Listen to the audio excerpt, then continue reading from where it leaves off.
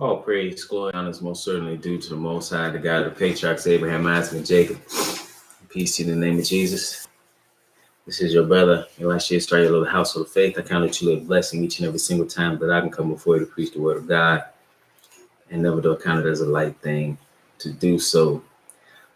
Just a little bit about the household of faith. We meet every Sabbath, which is Saturday at 5925 West 25th Avenue in Gary, Indiana, at 1 p.m. Central Standard Time. We also live stream right here on the Israel Teach YouTube channel, as well as at www.israelteach.org. So what I'm doing tonight, I'm just waiting for some people, a few brothers and sisters to come on, and if anybody has any questions, try something a little different. I can, we're willing to answer them according to Scripture, according to what the Word of God says. I don't know if anybody does have any questions. If not, I'll go into something else. But I want to give a few people just a few moments to come on, and if you have any questions pertaining to what's written, I could try to answer them. All right.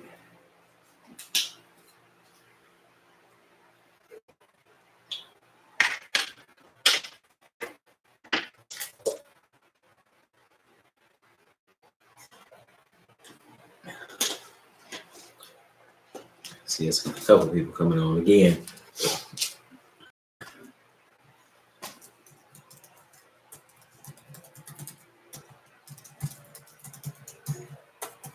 Peace to your sister, Rihanna.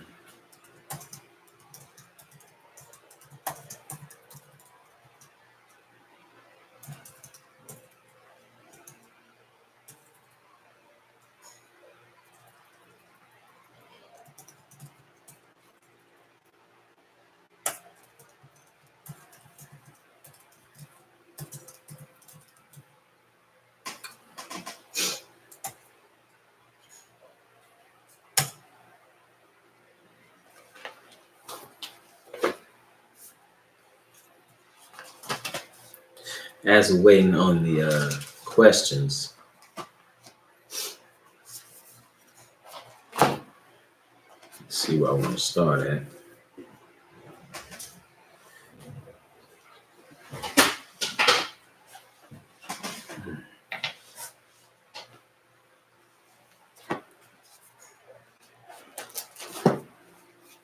Yeah, I see a couple people, about 5 or so people on this evening.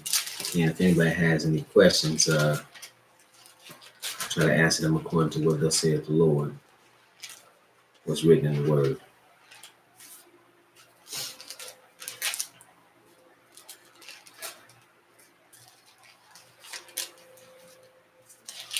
Nope.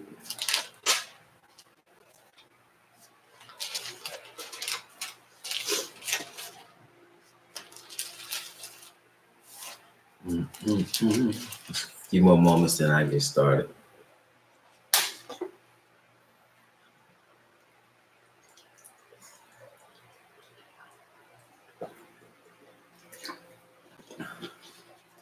Yeah, peace to you, brother. Oh, my condolences to you, brother. My condolences to you, brother Willie.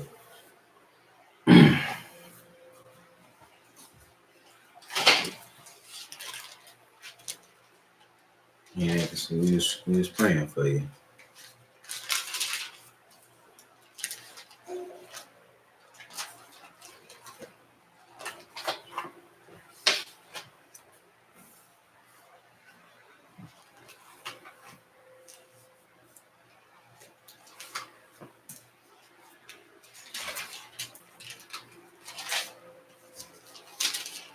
Brother Willie, where are you located at, if I may ask?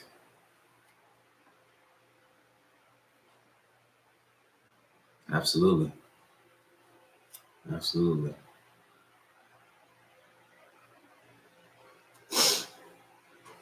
In New Jersey? Okay.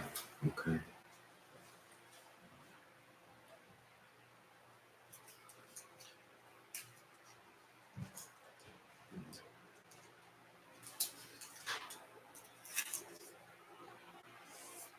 Yeah, ultimately, you know, when you think about me, that's that's actually what I was going to deal with. Um, because that is the pressing issue. That is the thing that is facing uh, us as a species, mankind, which is we confronted with death. And death is something when you actually pay attention, or if you read, I'm not just talking about the Bible, but if you read literature um, and philosophy, I read philosophy, I read literature, and death is something that, you know, when you realize your condition, what the state of man is something that man is wrestling with, trying to understand. And the Bible tells us what that's all about. Um,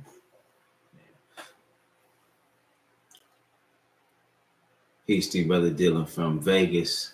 Peace to you, Brother Sanders.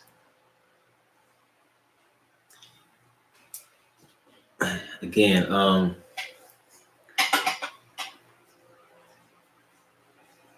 don't know if anybody has any questions. Again, I see more people coming on. If anybody had any questions, I could try to answer them according to what thus said the Lord. Trying to give people a few moments to come on. I see there's a few more people on here.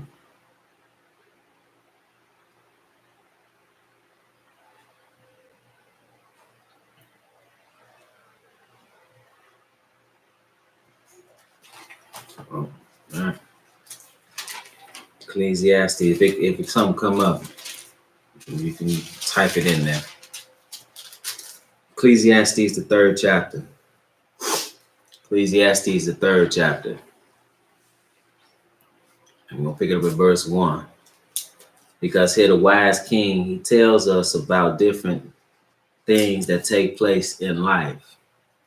And he says there's a time for these things. Like you heard the saying, it's a time for everything.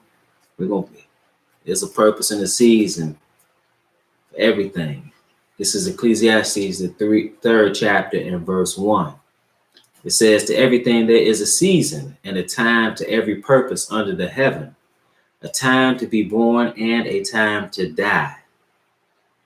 So he said, then he goes on to say, a time to plant and a time to pluck up that which is planted, a time to kill and a time to heal, a time to break down and a time to build up, a time to weep and a time to laugh, a time to mourn and a time to dance.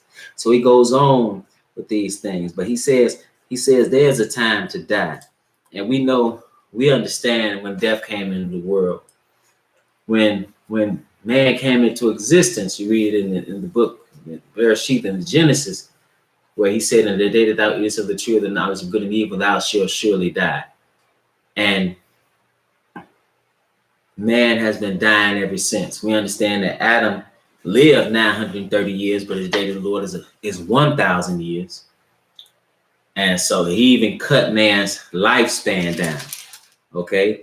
I want to pick it up in Ecclesiastes, the 9th chapter. Ecclesiastes, the 9th chapter.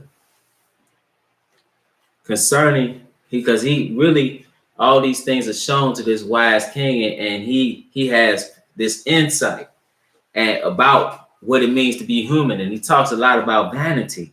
And he talks about what happens when one dies. He says in verse 2, Ecclesiastes 9:2, he says, all things come alike to all. There is one event to the righteous and to the wicked, to the good and to the one event to the righteous and to the wicked, to the good and to the clean, and to the unclean. To him that sacrificeth and to him that sacrificeth not. As is the good, so is the sinner. And he that sweareth as he that feareth an oath. So he says, all things come alike to all. There's some things that's going to happen to you regardless of where you're at in life. You know, oftentimes we're born into this, or all the times we're born into this situation. We can be born into great wealth. We can be born into working class. We can be born in a war-torn country. We can be born to abusive parents. You can have atrocities take place and happen to certain individuals. You know, things that you just simply don't have any control over.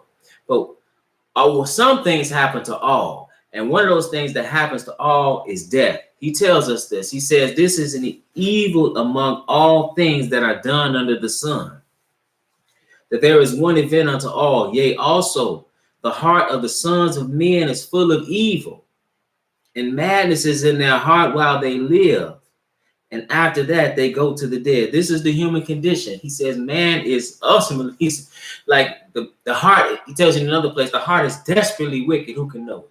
Man naturally is wicked. Okay. The heart of the sons of men is full of evil. And then he says that madness is in their heart while they live. And after that, what happens? He says they go to the dead. It says, for to him that is joined to all the living, there is hope. For a living dog is better than a dead lion. So while you in the land of the living, as they say, while you're alive, it says, you know, it ultimately implies that you have hope. It says, for him that is joined to all the living, there is hope. For a living dog is better than a dead lion. For the living know that they shall die, but the dead know not anything. The dead don't know anything.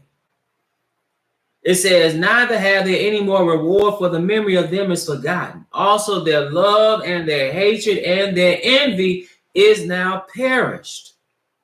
Neither have they any more portion forever in anything that is done under the sun. See, when it's over, it's over. There's no purgatory. There's no, okay, well, that person is in the spirit. Well, now they're haunting somebody.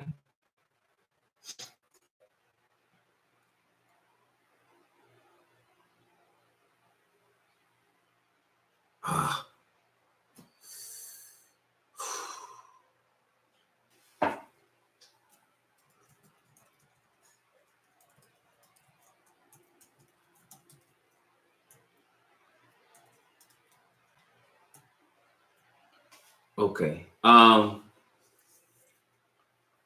So my brother Willie said, and I'm saying Israelites say that the Book of Mormon is our book. I got you. And is our book, and that the righteous go into paradise at death, all from the Book of Mormon. Right. So now, yeah, I've never heard. Now I'm saying it's not. I'm not saying it's not happening. You know, you hear all kind of things.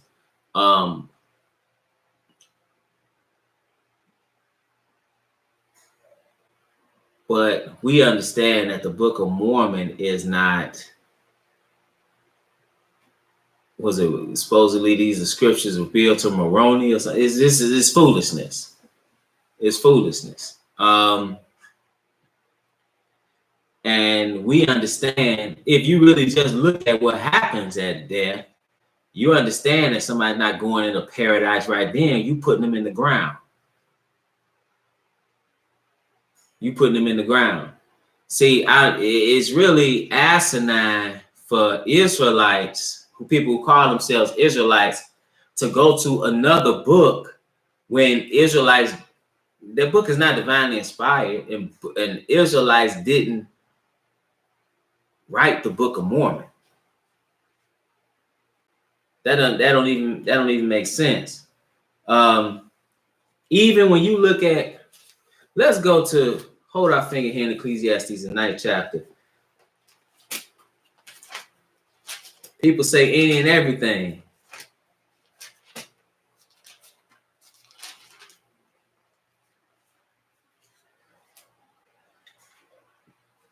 Let's go to give me one moment.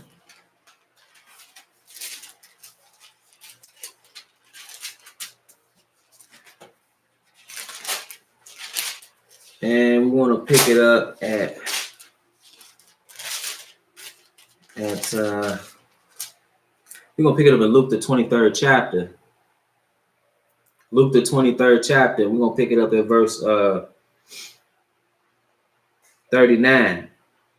Because it's just to consider this. It says, and one of the malefactors which were hanged railed on him. So now this is talking about the crucifixion. He's on the cross, and he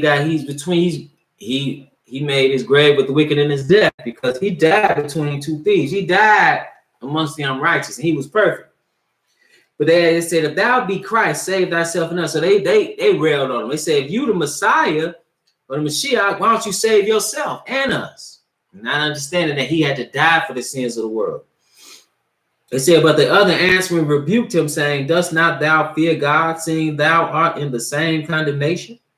And we indeed justly, for we receive the due reward of our deeds, but this man had done nothing amiss. And one of them checked the other. He said, listen, you talking about him.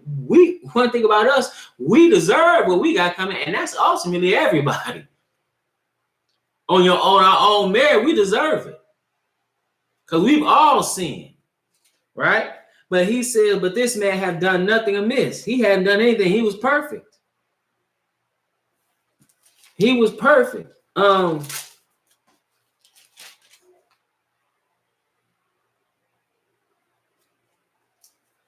Just to show you that in Hebrews, the 7th chapter, in verse 26, it said, for such an high priest, talking about him, for such an high priest became us.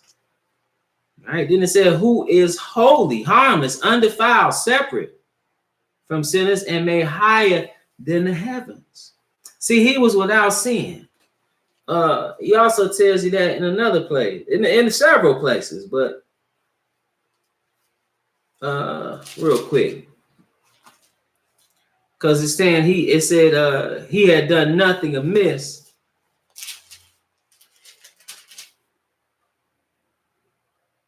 It says in 1 Peter 2:21, for even hereunto were ye called, because Christ also suffered for us. See, again, he died for us, leaving us an example that ye should follow in his steps, who did no sin. That's why the lamb, when you took that Passover lamb, had to be without blemish and without spot. That represented him. It was no, like Pilate said, I find no fault in him. He was perfect. Okay. But then it says, so back in Luke 23:42, it says, and he said unto Jesus, Lord, remember me when thou comest into thy kingdom. And Jesus said unto him, verily I say unto thee, today shalt thou be with me in paradise. And see, now I'm pointing this out because the brother Willie said it's people that's using the Book of Mormon and said, people go to the dead or go to paradise when they die. You got so-called Christians that say that, and you try to use the Bible to say that, and they use this verse to say that. But when you actually look at what happens when you die, and when you actually pay attention to the account of the Mashiach or the Messiah when he died, and what actually happened, he went into the grave, right? So, and understand, I'm telling you right now, at this moment, I'm informing you that you're gonna be in paradise, meaning you gonna get in the kingdom. But he didn't get in the kingdom right then. That man's still in the grave. That man's still dead. And we understand from what he told Nicodemus, flesh and blood cannot inherit the kingdom of God. What does that mean? You have to be a spirit being. And when I say a spirit being, when you understand, he said that which is born of the flesh is flesh, and that which is born of the spirit is spirit. Marvel not that I said unto you, ye must be born again. The wind bloweth whether it listeth, and thou hearest the sound thereof, but canst not tell whence it cometh and whither it goeth. So is everyone that is born of the spirit. Hold your finger in Luke 23. So when you go to Matthew, after the crucifixion, and you pick it up at verse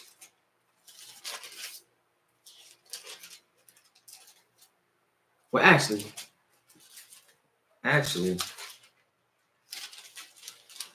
go to the book of John. And he appeared in John, the 20th chapter, in verse 19. It says, then the same day at evening, being the first day of the week, when the doors were shut, the spirit going, you don't know where he appeared in the midst of them. But what? A brand new body. He had to be resurrected. See, the resurrection hasn't taken place yet. Jesus Christ, the first fruits, they that are Christ at his coming. See, he's the first fruits. He was accepted before the Father. He was resurrected, paving the way for us to be resurrected. Now, to say that, oh, yeah, they're in paradise when they die, the kingdom, we understand, is going to be on the earth. He's going to reign from Jerusalem. He's going to reign from Zion. Right here on this earth, there's going to be heaven on the earth. So now the dead, as Peter talked about David, he said his sepulchre is with us until this day. He wasn't prophesying about himself. He was prophesying about the Messiah and what he would do. So now, this going back to Luke 23 and 43, when Jesus said this, understand the man that died, they all went in the grave. Even the Messiah, which no man is going to heaven, he didn't go into heaven. At that point, when we read in Matthew 12, he said, and even an adulterous generation seeketh after a sign, and no sign shall be given to it, but the sign of the prophet Jonah. For as Jonah was 3 days and 3 nights in the heart of the belly of the whale, so shall the Son of Man be 3 days and 3 nights in the heart of the earth, right? So he was in the grave. Only he was resurrected. All of the dead haven't resurrected yet, and they're not going to raise up. You're not going to have a resurrection until he comes back. That's what First Thessalonians tells us. So the brother said they using the Book of Mormon. You got so-called Christians using the Bible and using this verse right here, saying, "See, the man he in paradise, he in heaven. How he in heaven? Jesus didn't even go to heaven then." And Jesus told you in the next book over several times, "Whither I go, ye cannot come." He tells you in one book over. They just got to flip over to John, where it says, "No man hath ascended up to heaven." Talking about that third heaven, where the Father and the Son are. Nobody's been there. So if they're using that book, they're using it in error. They're using it in error. It's garbage. Book of the Mormon. It's over. It's some tomfoolery. It's some tomfoolery. But back to Ecclesiastes, the 9th chapter.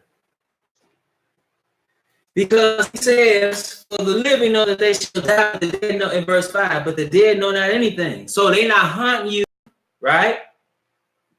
They're not haunting you.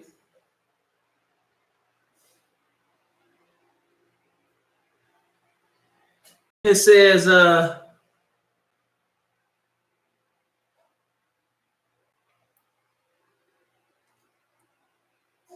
excuse me. Then it said, "For the living know that they shall die, but the dead know not anything. Neither have they any more reward, for the memory of them is forgotten. Also their love and their hatred and their envy is now perished. Neither have they any more portion forever in anything that is done under the sun." And he says something, "Go thy way, eat thy bread with joy, and drink thy wine with a merry heart. For God now accepted thy works." He says, "Let thy garments be always white." What do you mean by that? It means being right, be righteous. Be righteous. Okay. All right. So that's something we should keep in mind concerning death. It's coming. So if it's coming, we got to let our garments always be white. We got to be righteous, brothers and sisters. And as Jesus told the Messiah told his brethren, "My time is not yet, but your time is already ready." We don't know when we're going to die. So we have to stay the course and be sober and be vigilant in our service of God. All right, now some questions here. We got Brother Sanders here. He says, and then I'll get to Sister Kay's question. It says, Romans 5 and 12, all men have sinned. Okay. Let's go read it. And then I'll get further into the question. So Romans 5 and 12, he said, "Wherefore, as while one man sin entered into the world, and death by sin, and so death passed." So, okay, so first of all, a better verse to use to say what you just said, because Romans 5, what you want to read is Romans 3 and 23. Because Romans 3 and 23 speaks specifically where it says, "For all have sinned and come short of the glory of God." Okay? That's talking about everybody. Romans 5 is talking about, and 12 is talking about how sin entered into the world, how death entered the world through Adam. We died because ultimately what Adam did. Okay? What they sometimes call the original sin. But so it says, the verse 14 says, "Death reigned over even them that had not sinned." So read verse 14. It says, "Nevertheless, death reigned from Adam to Moses, even over them that had not sinned." Then you got to keep reading. It said, had not sinned after the similitude of Adam's transgression, who is the figure of him that was to come, meaning they hadn't done what he did. Okay, but all have sinned. Okay, so you said, was not Jesus the Holy One? Now I'm gonna be honest with you. Your question seems disconnected, because Romans 5:12 doesn't say specific, all men have sinned. That's not specifically what that's really talking about. That specific verse is talking about what Adam did. Then verse 14, it says, even in death, in other words, we've been dying ever since. See, one thing you didn't do, I'm gonna tell you something, Brother Sanders, and everybody that's listening. What you might have sinned, but one thing you did not do is God is that the Most High didn't appear to you directly and tell you. Now, of course, we know it in His Word. People have done things in ignorance, but one thing, He didn't create you the first man, and He tell you to your happen. Okay, then you say, was not the Holy One? Yes, He was holy. He was without sin. I read that again. Let's read that again. I'm not quite sure why you say, isn't He the Holy One? Yeah, He's the Holy One. All right. I'll just read that one again.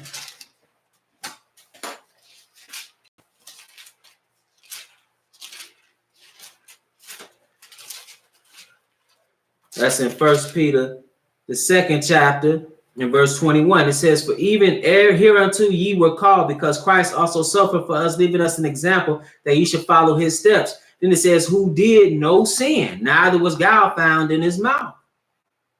Even it says, who, when He was reviled not again. When He suffered, He threatened not, but committed Himself to Him that judgeth righteously. Let's go to Isaiah 53rd chapter real quick. Yeah, He was without sin.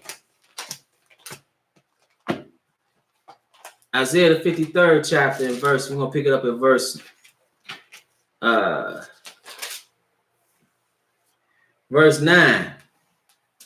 It says,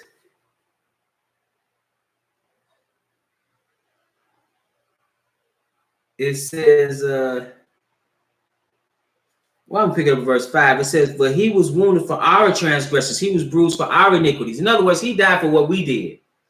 The chastisement of our peace was upon Him, and with His stripes we are healed. All we like sheep have gone astray. Again, all have sinned and come short of the glory of God. We have turned everyone to his own way, and the Lord have laid on Him the iniquity of us all. But that's, again, as Pilate said, I find no fault in Him.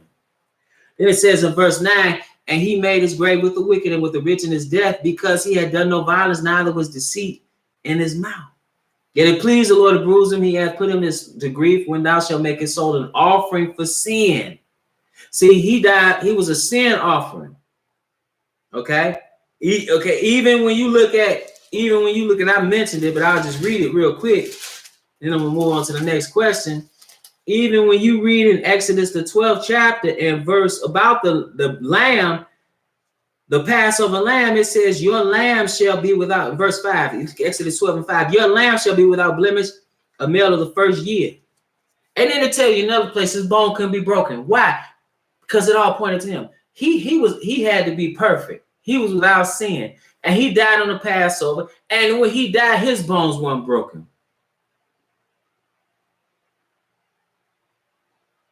Again, it don't say, yeah, you got to read the whole verse.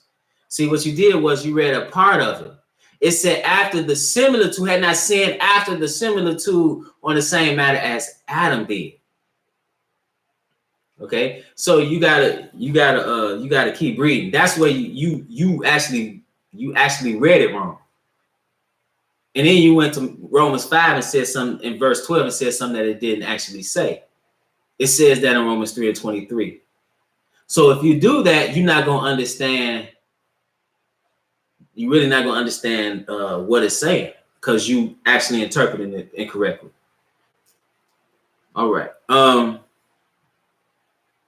The next question, Sister K said, the word says nobody has seen or heard the Father. Who was Moses talking to? Okay, let's go to John and just read that, what she's talking about. Because she says, the question, the word says nobody has seen nor heard the Father. So who was Moses talking to in the mountains? Now, it's not very difficult. It says, who was Moses talking to in the mountains? Jesus wasn't born yet around that time. Okay, so let's go to John. Okay, Gospel according to John. One thing about the Bible, brother, it's a precise book, and you have to be precise. It requires precision to understand what's going on, and it can be very easy to read something and then you misinterpret what's being said. Sneeze can be difficult. I take that, but it's not difficult, but it can be for those who don't know. You know what I'm saying? John 5 and verse 37. So, like, she can read this, like something like this. It's a simple answer, But John 5 and verse 37, it says. So this is where it says what she quoted, or what she's referring to. John 5 and 37, it says, and the Father himself, which have sent me, have borne witness of me. Ye have neither heard his voice at any time, nor seen his shape. Now, if that's the case, we haven't heard the Father's voice or seen his shape,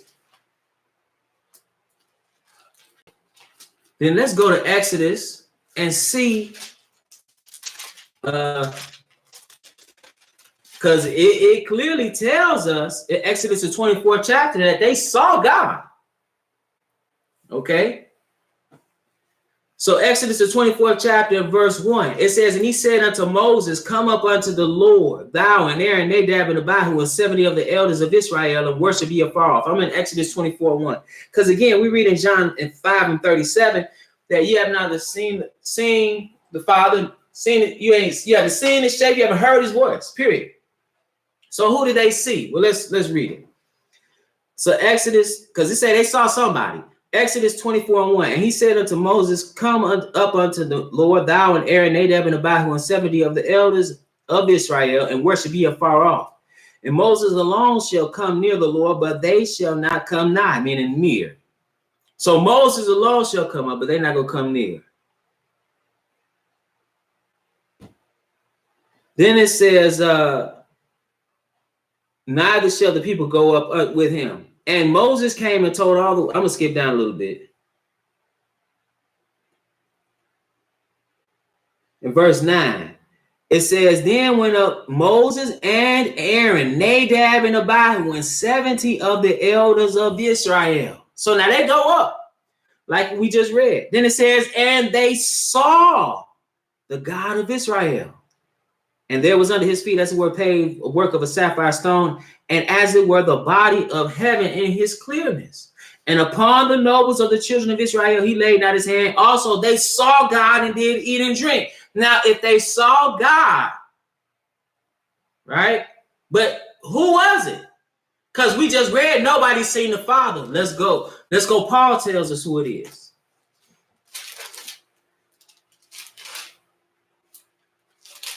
Let's go to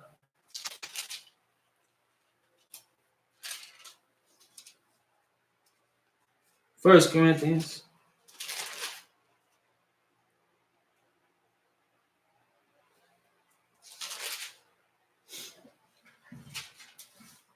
And we're going to pick it up in the 10th chapter. 1 Corinthians, the 10th chapter. Who was it that they saw? They said they saw God, right? Okay. Now, let's go to 1 Corinthians, the 10th chapter, and then we're going to go to John. 1 Corinthians, the 10th chapter, and verse 1. It says, moreover, brethren, I would not that ye should be ignorant, how that all our fathers were under the cloud, and all passed through the sea. Now, he's taking you all the way back to the days of Moses and Aaron, to the days of the 70 elders. He's taking you back to when Israel went through the Red Sea. He says in verse 2, and were all baptized unto Moses in the cloud and in the sea, and did all eat the same spiritual meat, and did all drink the same spiritual drink. For they drank of that spiritual rock that followed them, and that rock was Christ. So what does that mean? That means the one that they saw, the God that they saw, was the Messiah or the Messiah, the Christ, prior or before he was manifested in the flesh. See, this is something we need to understand about the Messiah. Let's go to John 1 and 1.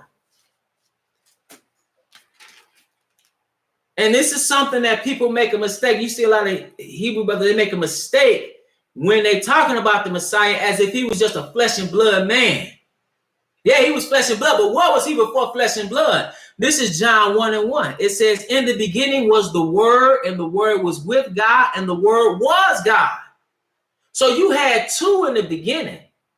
Again, in the beginning was the Word, and the Word was with God, and the Word was God. The same was in the beginning with God. All things were made by him, and without him was not anything made that was made.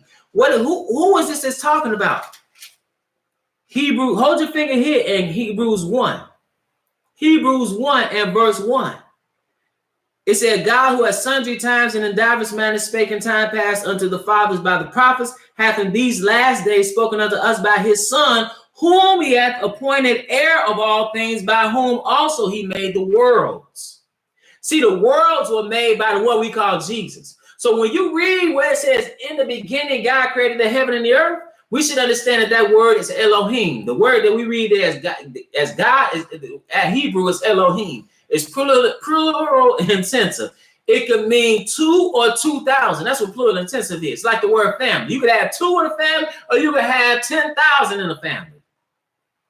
Okay? So you have a Godhead that consists of the Father and the Son. That's why even David said, the Lord said unto my Lord, sit thou at my right hand until I make thy enemies thy footstool. Who is he talking about? The Father said unto the Son. That's why when you also read in Genesis, he said, let us make man in our image, after our likeness. And let them have, so when you go and read, is anybody else hearing echoing?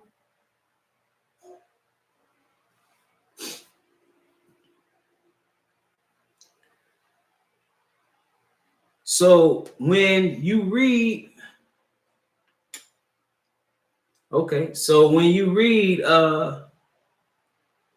where it says who the Word was, in the beginning was the Word, and the Word was with God, and the Word was God. In verse 14, and the Word was made flesh.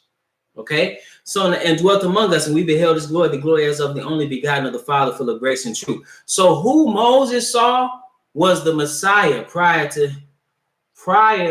him being manifested in the flesh. Thank you, brother.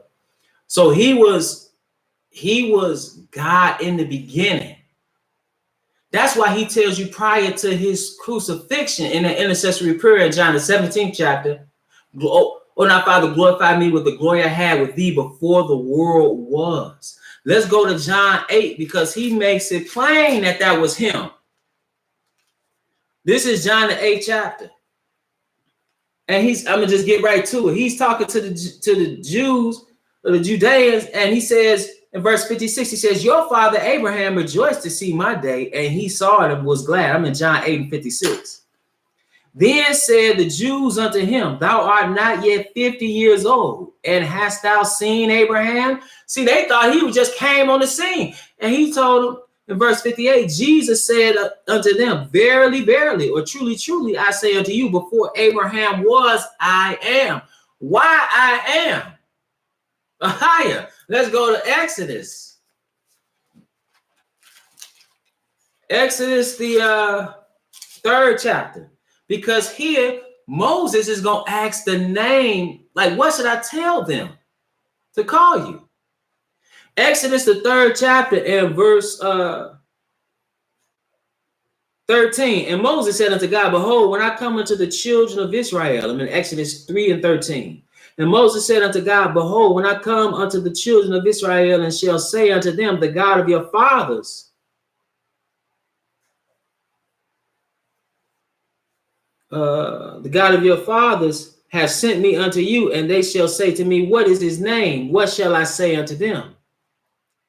And God said unto Moses, I am that I am. And he said, thus shalt thou say unto the children of Israel, I am have sent me unto you. And that's why he told them, before Abraham was, I am. That's how he's called the Alpha and Omega, the beginning and the end, the first and the last, the same yesterday and today and forever. So who they saw, that was Jesus. So that's the God that they saw. All praise to the Most High. All right. So the next question was brother, peace to you, brother Austin. Okay, so he wanted to know Jude 9. He says, what is, let me see, I know it was Jude 9 something. Hold on. Yeah. He said, what does Jude 9 mean? Okay. It says, yet Michael the archangel, when contending with the devil, he disputed about the body of Moses, durst not bring again against him a railing accusation, but said, the Lord rebuked thee. Okay. So now, one thing about it is you're not going to gain a lot about this particular verse. Okay. Let's go to basically when he died. I'm gonna show you something else. But some things like how angels combat one another, we don't know. We do not know. Give me 1 second.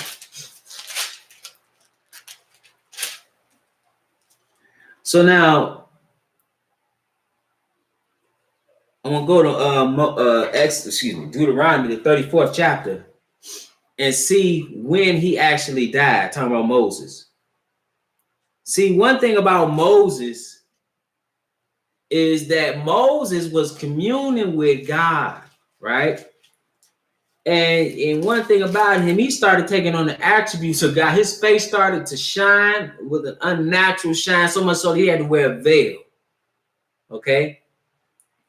But he got one thing the Lord told him, you're not going to get into the promised land because of what he did at one time when he didn't show proper honor to God. He said, must we give you water, and you rebels? And he instead of honoring God at that moment, he held him accountable for that. And so he showed him the land, right? This was Martin Luther King famously quotes this, I've been to the mountaintop, I've seen the promised land. He's talking about Moses. He's likening himself to Moses, a totally inaccurate analogy that's being made because Moses was dealing with land, he's dealing with integration. But nevertheless, it says in verse 1, and Moses went up from the plains of Moab unto the mountain of Nebo to the top of Pisgah, that is over against Jericho, and the Lord showed him all the land of Gilead unto Dan, and all Naphtali, and the land of Ephraim, and Manasseh, and all the land of Judah, and unto the utmost sea, and the south and the plain of the valley of Jericho, the city of palm trees, unto Zoar. And the Lord said unto him, this is the land which I swear unto Abraham, unto Isaac, and unto Jacob, saying, I will give it unto thy seed. I have caused thee to see it with thine eyes, but thou shalt not go over. So Moses, then it says, so Moses, the servant of the Lord, died there in the land of Moab, according to the word of the Lord. And he buried him in a valley in the land of Moab, over against Beth Peor, but no man knoweth of his sepulchre unto this day. See, you don't know where he even died at. Totally. Then it says something, and Moses was 120 years old when he died. His eye was not dim, nor his natural force abated.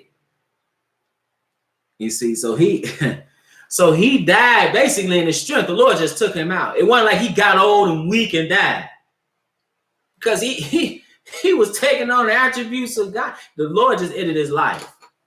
God just ended his life.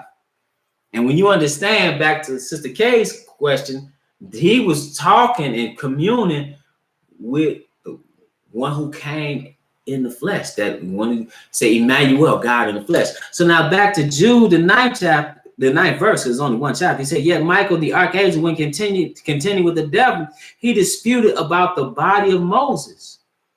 Durst not, so they contending over that body. Meaning there ain't gonna be no glorying over that for the devil. It says, durst not bring against him a railing accusation, but said, the Lord rebuke thee. Okay, so you're not gonna know how that totally went down. But one thing you do know is that anytime that Satan, oftentimes when Satan is being checked, you see the Michael the archangel. Let's just show you another example of this. Let's go to Daniel. Daniel, give me 1 second. This is the 6th chapter. Hold on 1 second. No.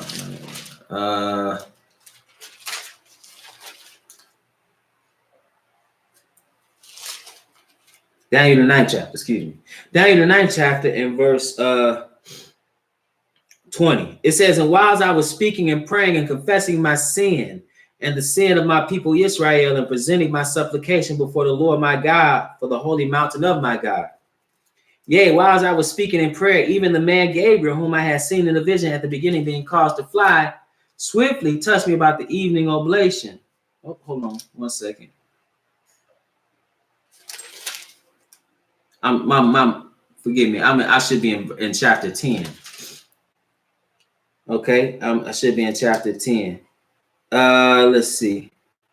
So he sees this angel in chapter 10, and the angel says something to him. He says, because he's seeking the Lord, right? He's not anointing himself, and he's not, in other words, he's not washing himself, and he says he's not eating pleasant bread, nor neither can flesh nor wine in his mouth. Okay, so he's seeking the Most High concerning a matter. And it says in Daniel the 10th chapter and verse 12, because he saw the angel appeared unto him. He said in verse 12, then said he unto me, fear not, Daniel, for from the first day that thou didst set thine heart to understand and to chasten thyself before thy God, thy words were heard, and I am come for thy words. But the prince of the kingdom of Persia will still be wounded. It's not a literal prince. You're talking about an angel, no physical man. This is not a physical man doing this. He's talking about just like he dealt or called him in Ezekiel. He likened him to a king, but then he told him he's the anointed cherub that covered. So it said, but the prince of the kingdom of Persia will still be 120 days. That's talking about Satan. It said, but lo, Michael, one of the chief princes, came to help me, and I remained there with the kings of Persia. Who is that chief prince? That's talking about the archangel Michael. And just to show you that in Ezekiel the 28th chapter that could take place, that they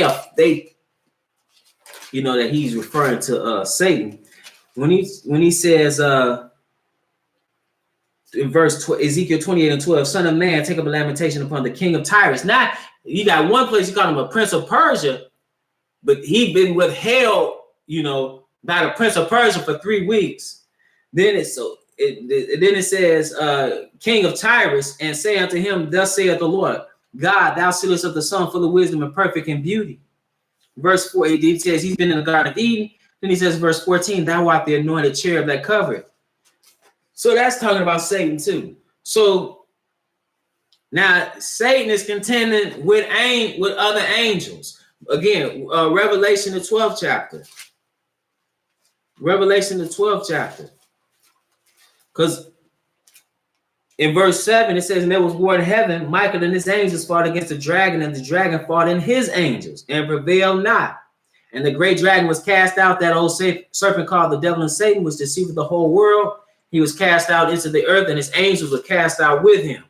So when you go to Jude 9, and this contention over the body of Moses, they contending over this, and he's saying you're not gonna be glorying over this. He just said the Lord rebuke thee. Like he said, get behind me, Satan. Okay, so that's what that's talking about. When he said, yet Michael the archangel, when contending with the devil, he disputed about the body of Moses, durst not bring against him a railing accusation. He didn't go all off and start talking about this. My cast you out of heaven, and he didn't say nothing. He didn't start talking about that. He just said the Lord rebuke thee. That's all he said. So that's all he's saying, really. But you're not gonna really know again too much more than that pertaining to this issue.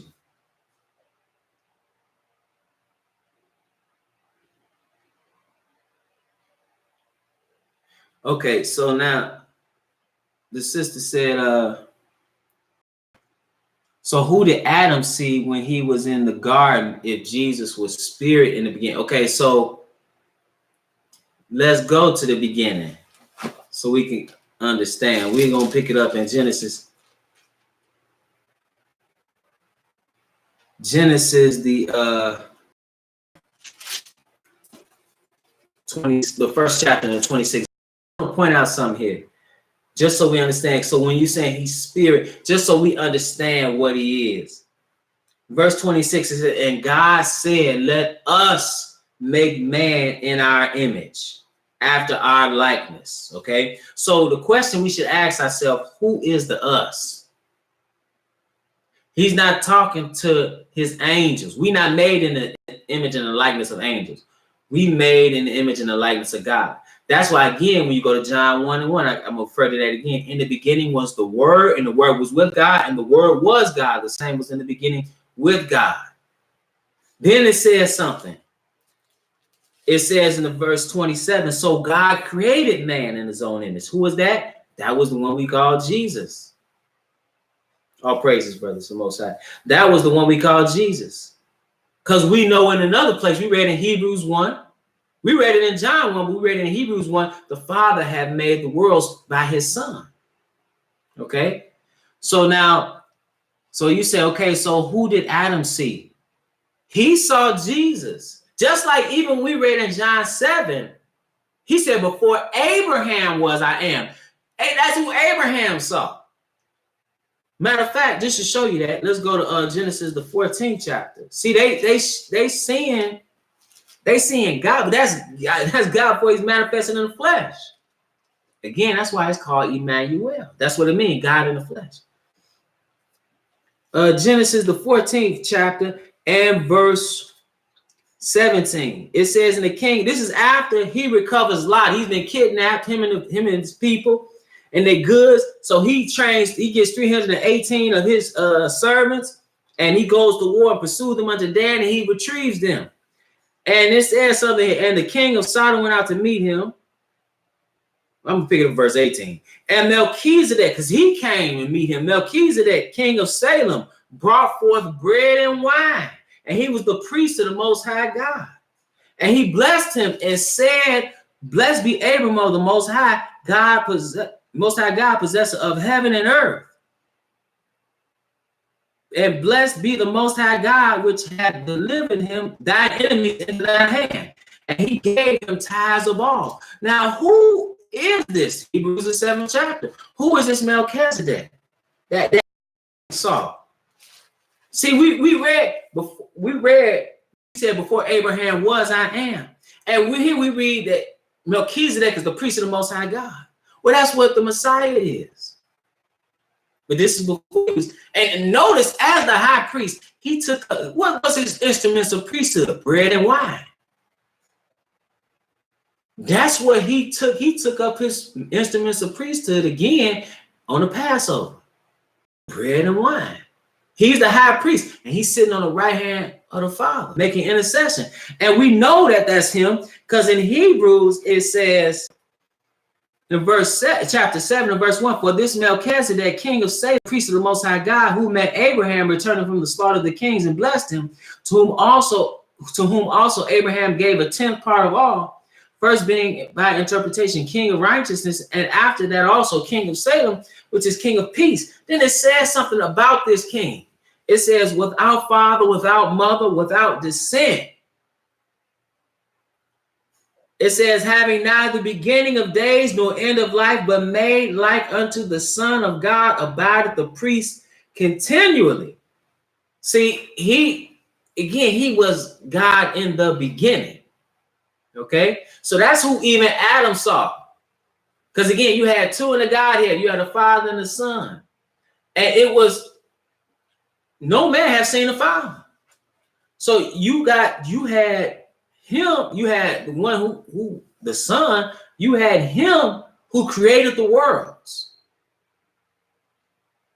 He created the worlds. It's almost like even when he said, let us make man in our image. Now Moses is writing this down, right? Because it's being shown unto him what actually took place in the beginning. So now he did, and it said, and God said, let us, and it said, and God did it. It almost like he talking to himself. They are one, but you got two in the guy here, not three, but two. Okay. So now, that's who he saw. That's who he was dealing with.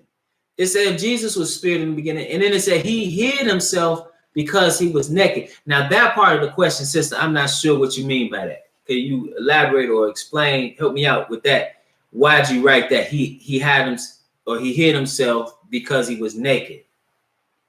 What are you trying to? If you could help me out with that and explain what you mean by that.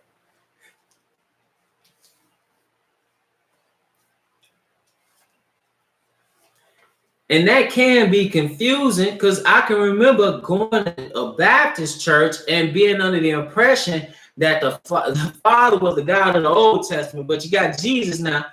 No, that's why even when Jesus came, he said, think not that I've come to destroy the law, but to fulfill. For verily I say unto you, for one jot, one tittle shall no wise pass from the law till all be fulfilled. He was the one that actually gave the law. And then when he came, he shined the light on the law. He didn't do away with it. But that was their way of the Baptist church that I went to, at least. That was their way of nullifying the law. Oh, we got that mean old God, but we got faith now. We don't have to keep the law. We're not under that old law. That mean, harsh father. Now we got Jesus, and it's about love. We under love now. But not understanding that he's the same one that came before Moses, that Abraham saw. He's the same one. So, Sister K, if you could, you said he hid himself or he hid himself because he was naked. I'm not sure why you wrote that in relation to the first portion of your question.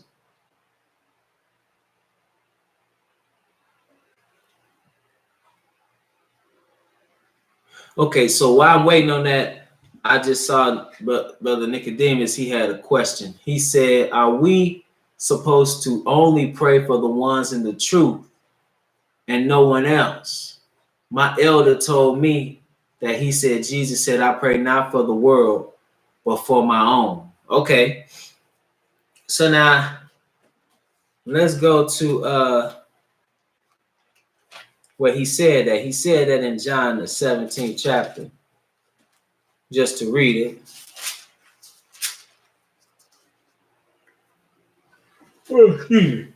He said, what he's referring to. He says in John, the 17th chapter, I believe that's the 17th chapter.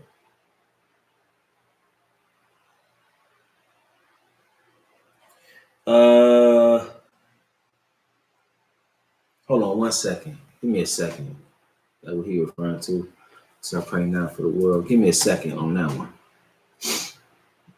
Let's see.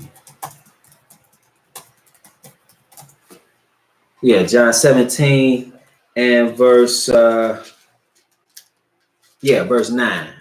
Forgive me, I had to find the verse. I'm gonna get back to your question, sister. I'm gonna get back to your question. Let me answer this real quick. John 17, chapter and verse 9. He said, I pray for them. I pray not for the world, but for them which thou hast given me, for they are thine. Okay. So he said, I pray not for the world.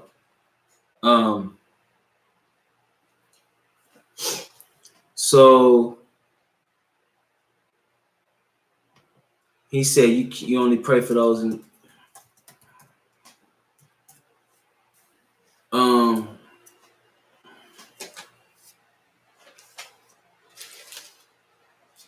I think you can't really just read that and say because he said that, or I can't pray for anybody that's not in the truth. Okay. And now granted, you should be cognizant of what you're praying. But I'm gonna just show you something real quick.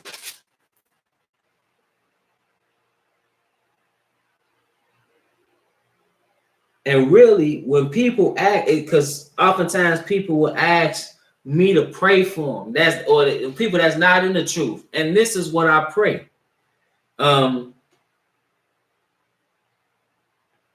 Sometimes we take things like, hear the prayer of sinners, not understanding that you was a sinner before coming into the truth. You had to make a transition point. Probably more than likely, you tried to pray for some mercy, try to pray to have some understanding, but you coming out of the filth of sin, right? So this is what I pray for people. This is Colossians, the 1st chapter. Like when people ask me to pray for them, I will pray this. I say in verse 9, Colossians 1:9. For this cause we also, since the day we heard it, do not cease to pray for you, and to desire that ye might be filled with the knowledge of his will, and all wisdom and spiritual understanding, that ye might walk worthy of the Lord unto all pleasing, being fruitful in every good work, and increasing in the knowledge of God, strengthened with all might according to his glorious power, unto all patience and long suffering with joyfulness. So like I will pray that you will come into the knowledge of his truth. And the reason I will pray that, because ultimately, even like when people pray, and oftentimes people are praying for you, or asking you to pray for them, like if something going on physically, ill, whatever. But my thing is this, it really don't do you any good if you're not going to repent, if you're not going to turn to him. So what I will pray for you. And what I will pray is that you will come into the knowledge of the truth. And it could be associated with your healing. And then, or you got to be healed, and then you got to keep going in order for that to take place. So I will pray that the person will come into the knowledge of his truth. Because ultimately,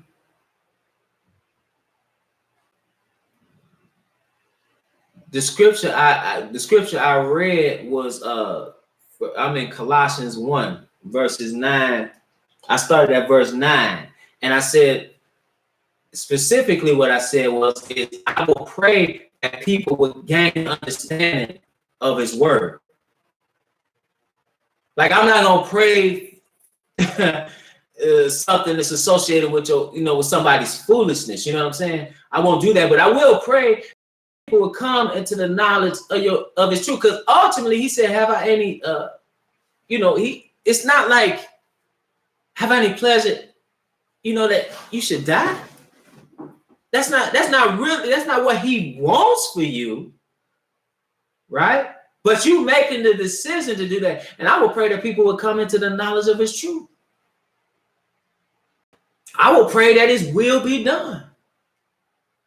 So is that praying for somebody? I'm not gonna pray like and I will pray for somebody here. And even just to show you this, give me a second.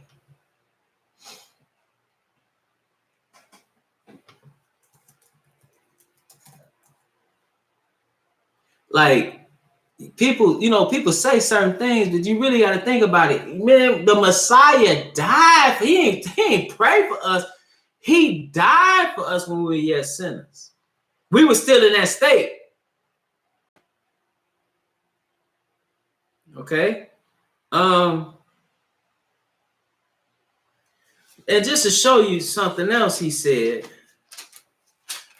because see, he said this too, and it's inaccurate, Brother Nicodemus, just to take one verse and just apply it absolutely like that when that's not what he's saying. I want to just show you this real quick.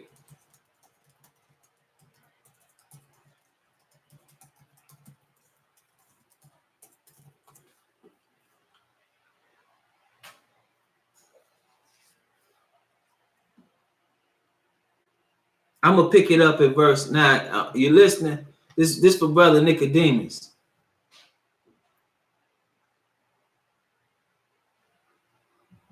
Yeah, brother, with it. Yeah, because it's like I got my uncle right now on his deathbed right now.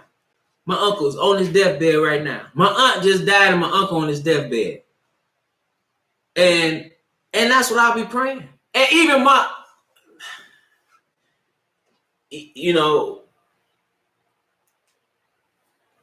Anyway, I'm not going to. Anyway, that's what I pray. Because you want them healed, but I want them healed so they can come into the knowledge of the truth. Because if they get healed and go on back to what they've been doing, what it mean? Now back, but back to Brother Nicodemus' question, because he said his elder told him that all praises to the Most High. His elder told him, my elder told me that he said, Jesus said, I pray not for the world, but for my own. Now, listen to what he said here. This what the Messiah said too. This is Matthew the 5th chapter and verse 43. He says, you have heard that it have been said, thou shalt love thy neighbor and hate thine enemy. But I say unto you, love your enemies, bless them that curse you. Do good to them that hate you. And then it says, and pray for them which despitefully use you and persecute you. You see that?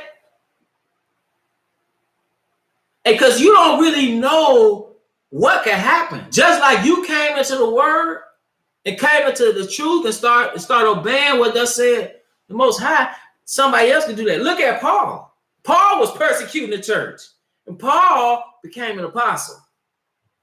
So you don't know, right? So you can't, and that's another thing. Like I was talking to Brother Sanders about reading things. You have to, it's precision. So like you can't just take what he said. I pray not for the world.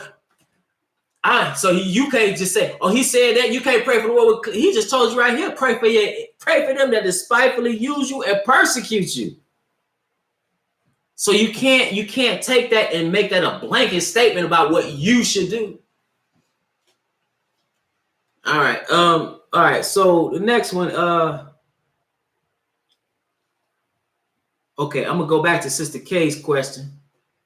And she said, Adam heard Jesus coming, meaning he hid himself because he was embarrassed to show himself to another man. So therefore, Jesus has to be flesh, but you said he was spirit. I'm still kind of confused. Yeah, that no, that's not see, we're reading into things. And what I mean by that is, so it says he was, let's see, you say he was embarrassed to show himself to another man. So therefore, Jesus has to be flesh. Well, that don't mean he has to be flesh because he says, because I was naked and I hid myself. That don't mean he has to be. That don't mean he has to be flesh. See, and that's another thing. That's problematic in two ways. Number one, all praise to the Most High, brother. That's problematic in two ways. In the first way, you're really imposing the qualities of man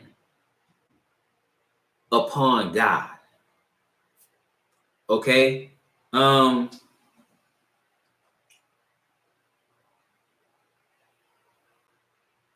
Because you're saying like in other words, it's almost like you're saying that he would be embarrassed to show himself before another and be naked in front of another man and not God. That don't, the Bible, nah, it's not, you can't really look at it like that. As if, let me say this way, as if Adam is looking at him as another man. Oh, I can't, this is another man, so I can't be naked in front of God. Do you think like God made him with clothes on? No, that's not what I'm saying. Okay, can you explain further what you're saying? Explain what you're saying, because it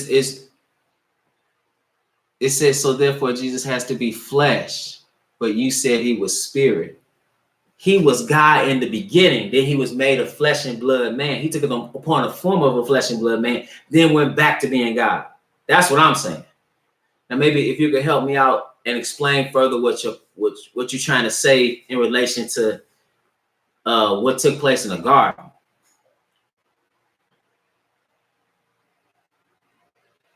And while you're doing that, I'm going to answer Brother Willie's question. It says, Brother Willie said, if Moses left Egypt with a mixed multitude, how did they then get to a point where the Hebrews stopped dealing with other nations? Hence Peter and Cornelius. Okay, so let's go to Exodus. So they left with a mixed multitude. That's in Exodus, the 12th chapter. Exodus, the 12th chapter, and verse 37. It says, and the children of Israel journeyed from Ramses to Succoth, about 600,000 on foot that were men, besides children. Then it says, and a mixed multitude went up also with them, and flocks and herds, even very much cattle.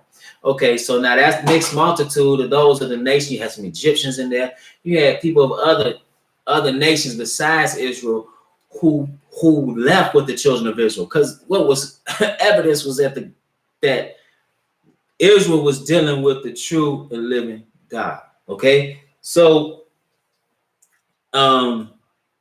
they left. So now the question is, at what and how to get to a point where the Hebrews stopped dealing with other nations, hence Peter and Cornelius. Okay, so the thing is, there was still a separation from them and other nations. Okay, and just to show you that, see, the thing though is that there's not a separation amongst them and those who are of the commonwealth of Israel. See, there's a difference between these people who came out and was with them in the wilderness and other nations, that even other nations that they were fighting with. Okay, just to show you just what I'm talking about, I'm gonna pick it up at verse. I'm still in Exodus 12, and I'm gonna pick it up at verse 43. So in the ordinance of the Passover, we can see what in the ordinance of the Passover, we can see this distinction. Again, this is precise. So it says in verse 43, Exodus 12 and 43, and I'm gonna get to your question in a second, sis. It said, and the Lord said unto Moses and Aaron, this is the ordinance for the Passover, there shall no stranger eat thereof. Why? Because it's a separation there. See, it ain't just coming in the days of Peter and Cornelius. It's a separation between Israel and strangers or people of foreign nations that have not decided to serve the God of Israel. See, that's the issue. This says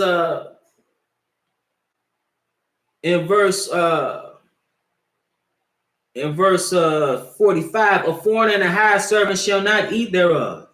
Well, verse 43 again. And the Lord said unto Moses and Aaron, this is the ordinance of the Passover. There shall no stranger or foreigner eat thereof.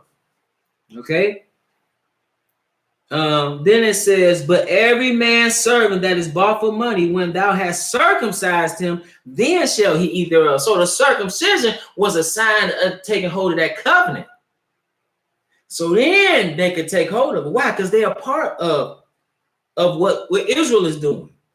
It says a foreigner and a hired servant shall not eat thereof. In one house, well, I'm going to pick it up in verse 47. All the congregation of Israel shall keep it. And when a stranger, listen, so it says, and when a stranger shall sojourn with thee, meaning he with you. Now, he of another nation, but he decided, you know what? I'm going to serve your God. He says, and will keep the Passover to the Lord. Let all his males be circumcised, and then let him come near and keep it. And he shall be as one that is born in the land. For no uncircumcised person shall eat thereof. One law shall be to him that is homeborn, and unto the stranger that sojourneth among you. There is a commonwealth. Let's go to Isaiah.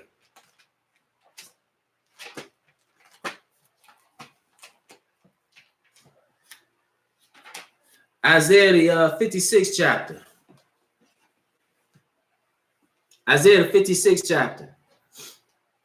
It says in verse 2, Isaiah 56:2. Blessed is the man that doeth this, and the son of man that layeth hold on it, that keepeth the Sabbath from polluting it, and keepeth his hand from doing any evil.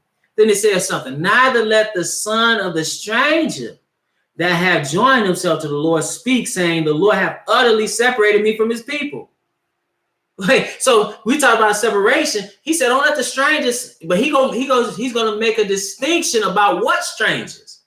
He says, the Lord have, so he said, neither let the son of the stranger that have joined himself to the Lord. See, that's the distinction. Like Peter was dealing with Cornelius. Cornelius, like he tells the woman at the well, salvation is of the Jews. He's trying to serve the God of Israel. He's believing in the Messiah or the Messiah. He showed him that. And what did he do? He was baptized. So that shows his faith. See, it's the same principle.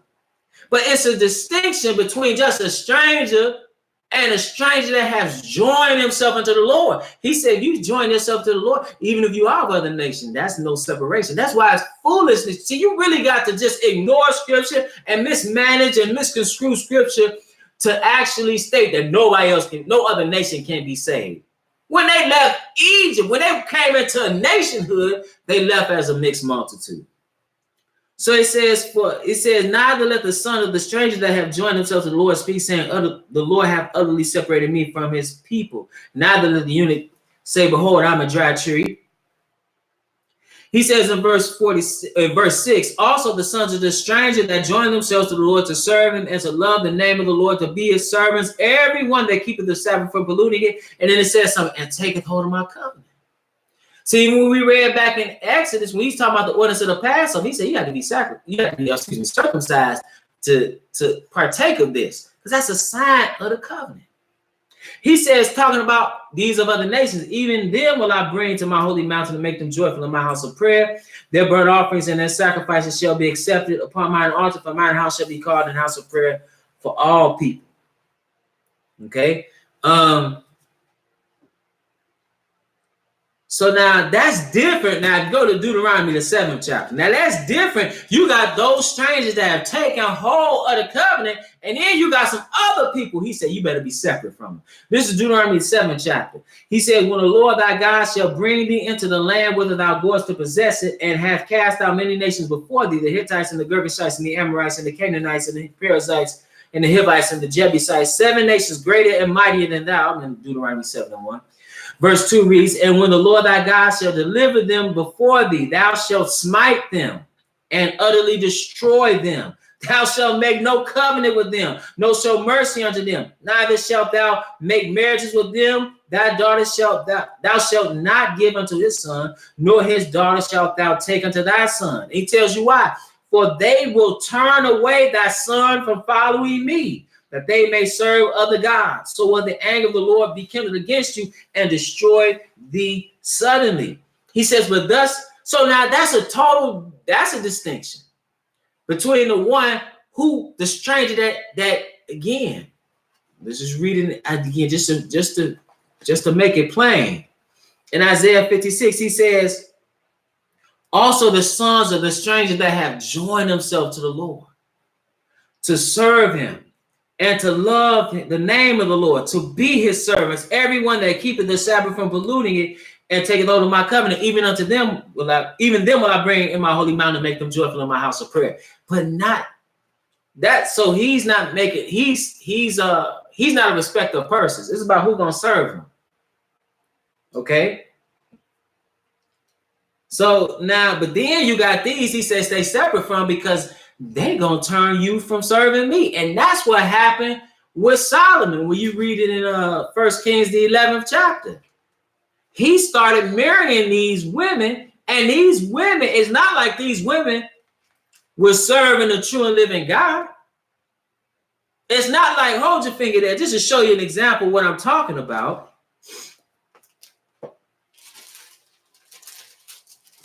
I want to show you something real quick, just to show you what I'm talking about in relation to that.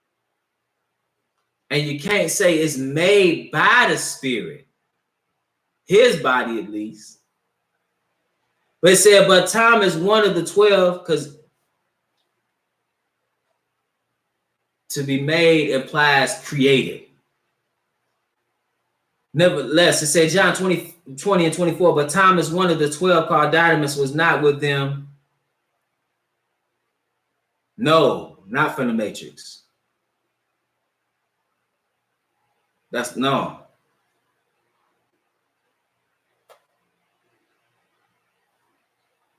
But Thomas, one of the 12, called Didymus, was not with them when Jesus came.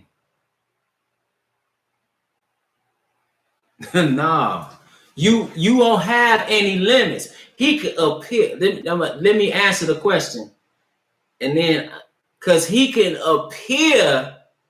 Matter of fact, let me go back a little bit.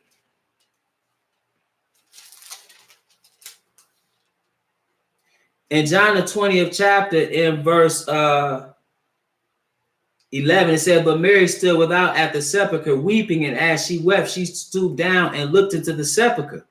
This after the crucifixion, and see two angels in white sitting, that one at the head and the other at the feet, where the body of Jesus had lain. And they say unto her, "Woman, why weepest thou?" She said unto them, "Because they have taken away my Lord, and I know not where they have laid him." And when she had thus said, she turned herself back and saw Jesus standing, and knew not that it was Jesus. Right? So he said, "Woman, why weepest thou? Whom seekest thou?" She told him. And then he said something. Jesus said unto her, "Mary." She turned herself and said unto her, "Rabboni," which is to say, Master. Jesus said unto her, "Touch me not, for I'm not yet ascended unto my Father, but go to my brethren and say unto them, I ascend unto my Father and your Father, unto my God and your God." So she saw him. He wasn't a puff of smoke. She thought in other places she thought he was the gardener. She thought he had took the body. But he talking to her, she didn't understand that was Jesus. So now he appears in the midst of them in verse 19. It says, "Then the same day at evening, being the first day of the week, when the doors were shut where the disciples were assembled for fear of the Jews, came Jesus and stood in the midst and said unto them, Peace be unto you. And he appeared in the midst of them."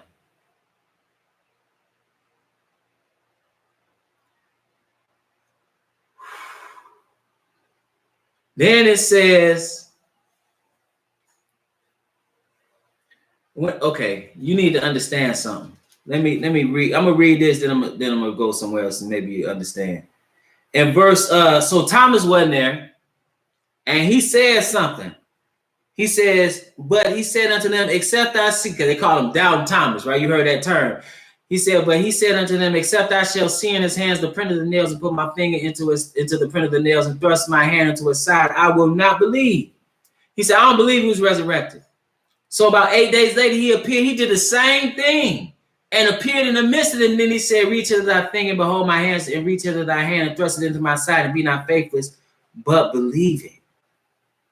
And Thomas answered and said unto him, "My Lord and my God." Okay. So now, if you think, now he can come, just like even the angels can change forms. The angels can change form and appear like a man. So we were made, you need to understand, we were made in the image and the likeness of him. But we don't have the same, we're not comprised of the same thing that he is.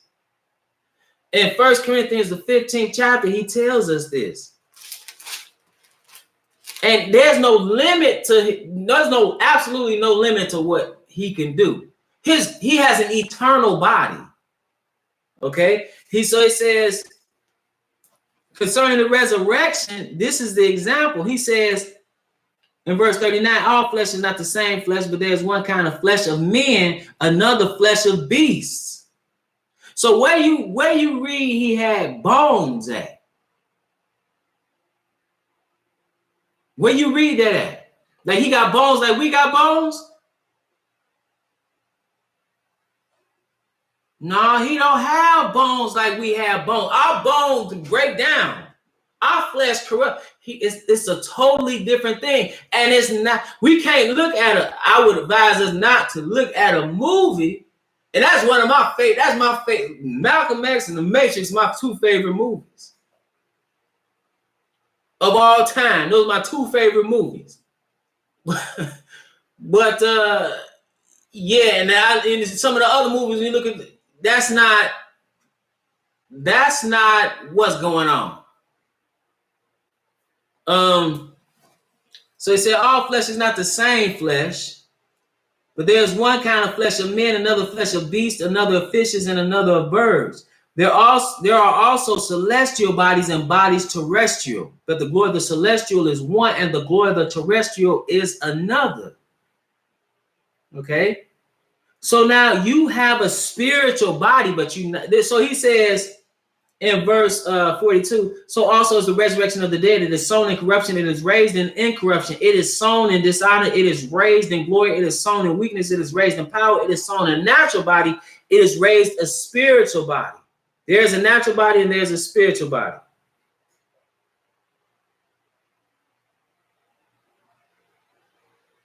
No. Okay, when I say we're made in the image and the likeness, in other words, we look like God. We look like God, but he made us from dust. You understand? We look like God, but he made us from the dust of the ground. So that's what it means. We say we made in his image and in his likeness. We don't look like angels. Even though angels can appear like us, when you read the description of it, like for example, you go to Ezekiel, you read the description of an angel, different composition, different makeup. Yes, we are made of something totally, or we are comprised of something totally different. We go back to the dust from which we came. That's not what a spiritual.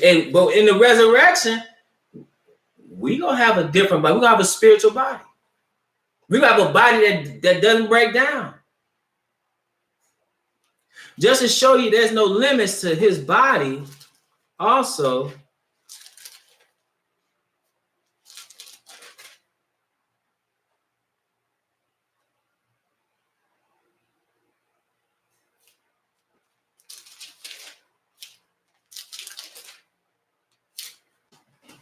give me a second. Let's go to Exodus.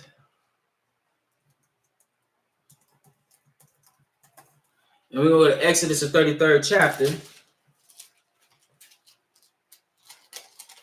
And verse 15. Or actually, Exodus 33 and verse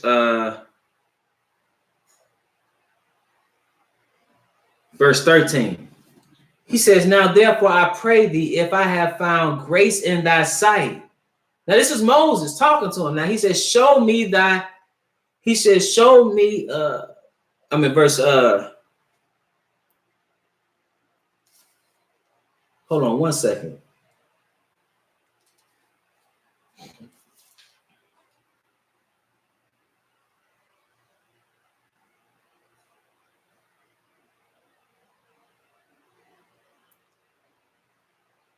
That's actually not where I want to go. Hold on one second. Give me a moment.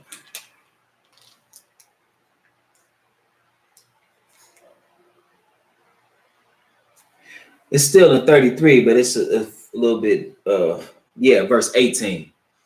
I said 13, verse 18. He says, and he said, I beseech thee, show me thy glory. So now, what glory is he talking about? Right? He's asking him to show. Now, he appeared before his disciples. They saw him, right, on more than one occasion.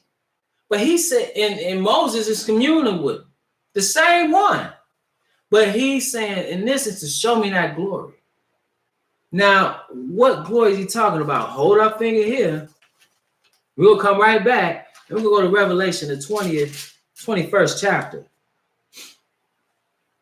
Okay? So it says here in verse, now this is after the first and second resurrection. There is no more flesh and blood at this time that John is prophesying of. And he says in chapter 21 of Revelation, in verse 22, I saw no temple therein, for the Lord God Almighty and the Lamb are the temple of it. And the city had no need of the sun, neither of the moon to shine in it. It says something, for the glory of God did lighten it, and the Lamb is the light thereof. See, so this so now he's again, there's no limits to what he could shine like the sun. He could do anything. So it says in verse 8, in regard to his body is what I'm saying, because he can't lie. But I'm saying specifically in regard to his body and there's no limits to it. It says, and he said, I beseech thee, show thee thy glory. In verse 19, and he said, I will make all my goodness pass before thee, and I will proclaim the name of the Lord before thee.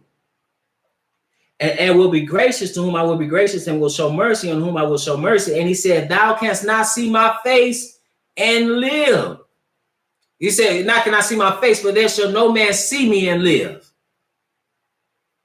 So now, but he's appearing to them in the other place, but he ain't appearing unto them in his glory, though. He's not appearing in that way. He has a body, though, but it don't have limits. Just to show you again.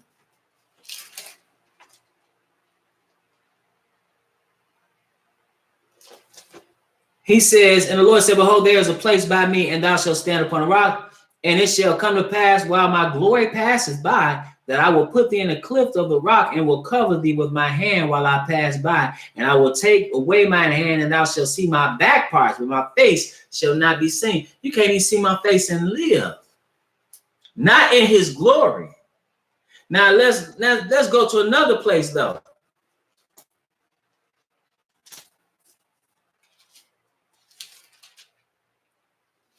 Let's go to Psalms.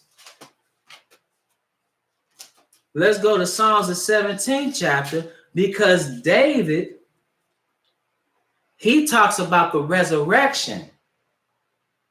See, when he is what his father is. See, he said, ye are God's children of the Most High God. So he says in verse 15, Psalm 17 and 15, David writes, as for me, I will behold thy face in righteousness. Now he said, I'm going to see your face in righteousness. He said, I shall be satisfied when I awake with thy likeness. It's not like he could see him in his glory, not just like Moses couldn't. But he said, or then rather, but if he said, but once I'm resurrected, then I can. He'll be like one of the ones you read about in Revelation 21, where you got the Father and the Son, and you have nothing but resurrected beings. And all of them are God. They have been adopted into the God family and had the same type of body, which has no limits. Like it shine like the firmament, shine like the sun. But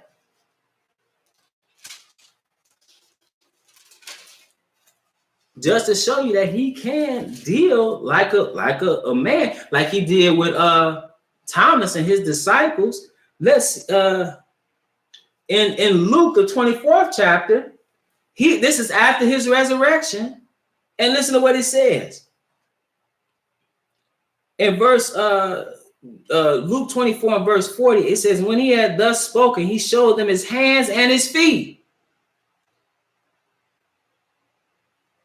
Now, in fact, let me just pick it up earlier than that and just read something here, because he's not a puff of smoke.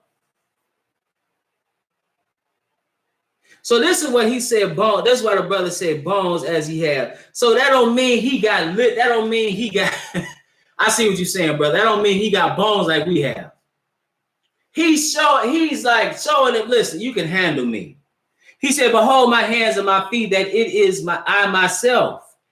handle me and see, for a spirit have not flesh and bones as ye see me have. But he was a spirit being. We understand that. And he don't have bones like we got bones. I see what you say. He's not saying that like like he got the same exact body as we have, but he's appearing like a man, but he's not a man. He's not a flesh and blood man. He's God. So I see why you say that, brother. But that's not he don't have literally bones like we got.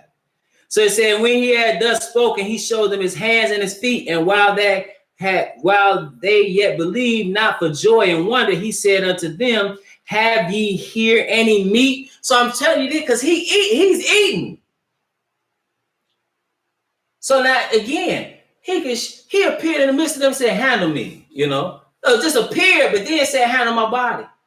But then the same one, when he appeared under Moses, he told him, listen, he said, show me thy glory. He said, you can't see my face and live. I'll show you my back parts.